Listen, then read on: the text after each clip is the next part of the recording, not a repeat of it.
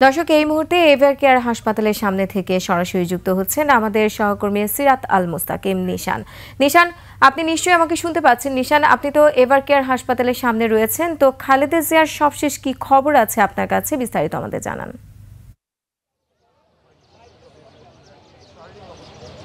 রোমানা, আপনি যেমনটি বলছিলেন, দেশি বিদেশি চিকিৎসকের সমন্বয়ে যে মেডিকেল বোর্ড গঠন করা হয়েছে, সেই মেডিকেল বোর্ডের তত্ত্বাবধানে কিন্তু বেগম খালেদা জিয়ার চিকিৎসা চলছে রাজধানীর বসুন্ধরার এভার কেয়ার হসপিটালে।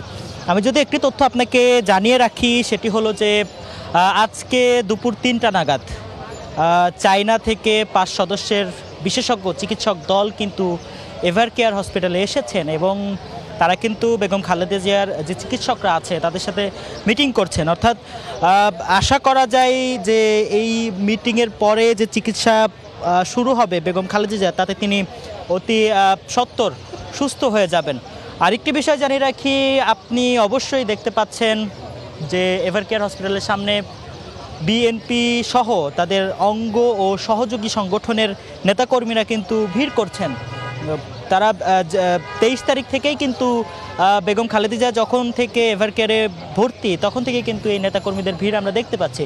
তবে গত কয়েকদিনের তুলনায় যে ভিড়, সেই ভিড় কিন্তু এখন মোটামুটি কমই বলা চলে, কারণ এখানে ভিড় করলে ভেতরে যে অন্যান্য রুগীরা আছে তাদের যাতায়াত এবং চিকিৎসকদের যাতায়াতে কিন্তু বিঘ্ন ঘটছিল, যার কারণে ঊর্ধ্বতন নেতাকর্মীরা কিন্তু এখানকার ভিড় তারা সরিয়ে দেওয়ার চেষ্টা চালিয়েছিল গত কয়েকদিন, এবং দল থেকেও নির্দেশনা আছে যে তারা যাতে নেতাকর্মীরা যাতে এভার কেয়ার হসপিটালের সামনে ভিড় না করে।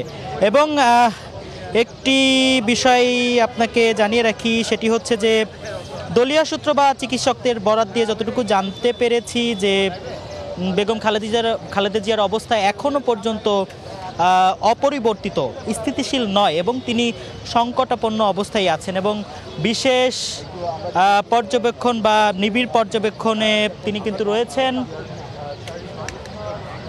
নিবিড় পর্যবেক্ষণে কিন্তু তিনি রয়েছেন এবং আমি কিন্তু এভার কেয়ারের সামনেই আছি।